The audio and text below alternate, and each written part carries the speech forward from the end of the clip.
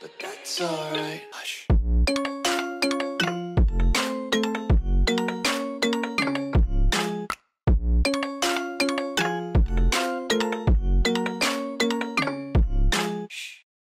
Comment attirer le positif dans son travail? Peut-être que vous êtes salarié dans une société et peut-être que vous vivez difficilement la pression de la hiérarchie. Peut-être qu'il y a des difficultés relationnelles dans votre département, dans votre équipe.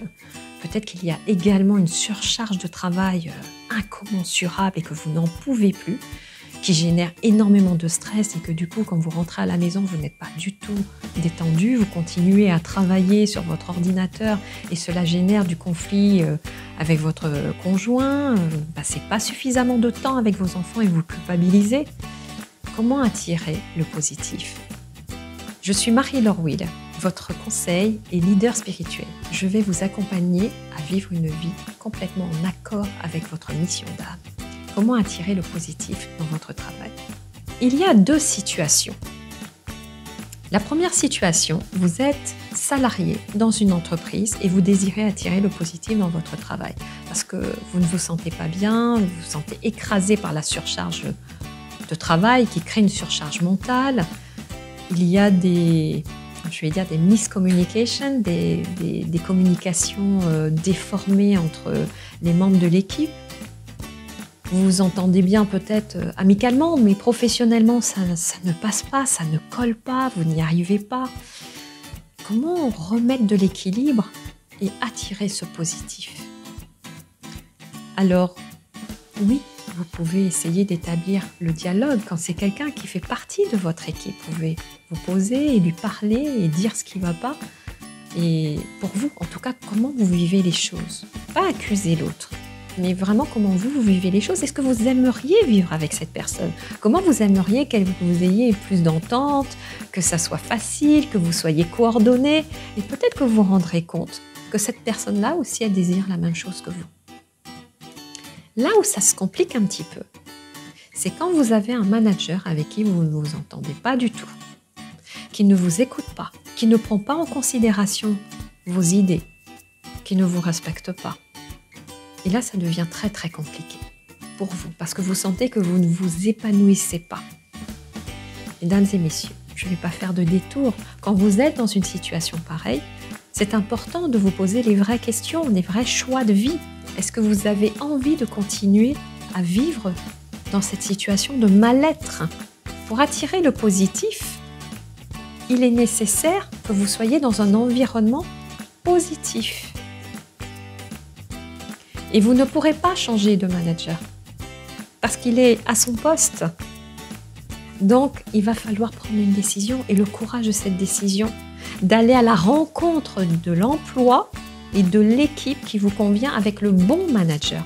Et peut-être que lorsque vous allez faire cette démarche pour trouver un autre emploi, vous devriez avoir plus d'attention sur la personne qui vous recrute, si c'est le manager qui vous recrute directement ou si c'est le service des ressources humaines.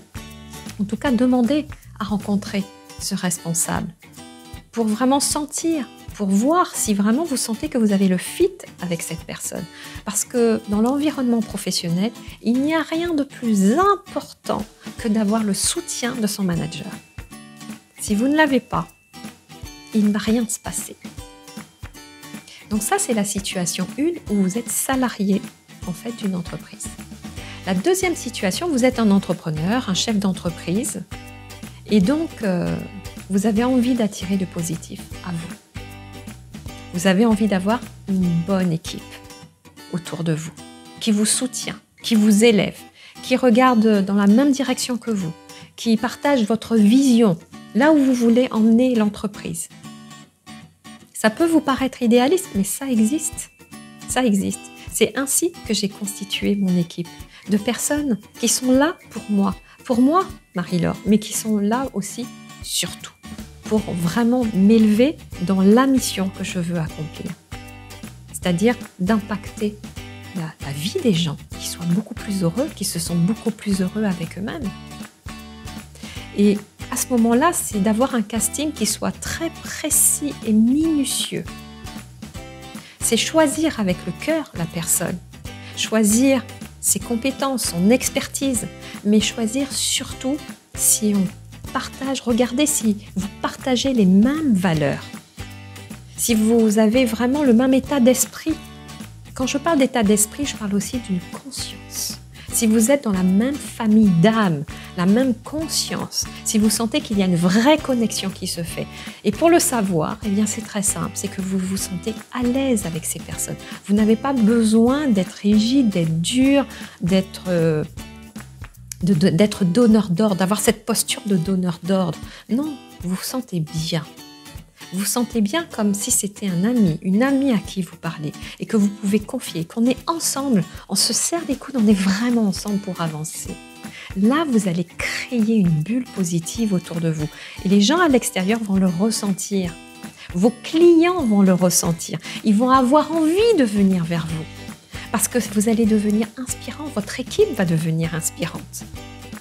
C'est comme cela que vous attirez le positif au travail, dans votre environnement. Donc pour résumer, il y a deux positions. La première position, vous êtes salarié dans une entreprise. Vous subissez une pression, une sorte de pression mentale, de charge émotionnelle, vous ne vous sentez pas bien ou alors des difficultés relationnelles dans l'équipe dans laquelle vous êtes. Vous pouvez, en première solution, vous poser et échanger avec la personne. Il faut avoir le courage en fait de lui proposer ce rendez-vous et seul à seul, de poser ce qui vous tient à cœur et combien vous aimeriez que ça se passe mieux. C'est votre intention en tout cas. C'est l'objectif de ce rendez-vous.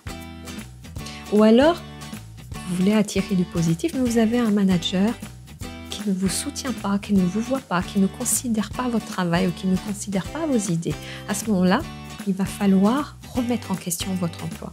Parce que le manager, s'il ne vous convient pas, s'il ne vous permet pas de vous élever, de grandir et de vous épanouir, il ne va rien se passer. Donc, il est important de changer d'environnement. Si celui-là ne vous convient pas, de changer d'environnement pour aller dans un environnement qui vous convient. Et assurez-vous que le manager en question, le prochain, sera parfaitement en phase avec vous et partagera vos idées, aura vraiment envie de vous aider. La deuxième situation, vous êtes entrepreneur, chef d'entreprise, vous voulez construire un environnement positif dans votre entreprise, eh bien, recrutez des personnes qui sont expertes, qui ont la compétence, mais en même temps recrutez avec votre cœur, avec vos sensations. Recrutez des personnes qui partagent vos valeurs, qui partagent votre vision. Si une personne que vous recrutez ne partage pas du tout votre vision, elle vous n'apportera rien du tout. Et vous irez directement au conflit, vous ne serez pas content, vous allez dépenser en recrutement. Ce n'est pas utile, allez droit au but. Choisissez des personnes qui sont positives et qui concourent à votre réussite. Si vous avez aimé ma vidéo, je vous invite à mettre un pouce et à vous abonner à ma chaîne YouTube. Et si vous désirez aller plus loin, approfondir le sujet, comment attirer une vie positive au travail, eh bien vous pouvez donc accéder à ma formation qui est juste dans le lien ci-dessous. Dorénavant, vous allez vous créer une vie inspirante et positive.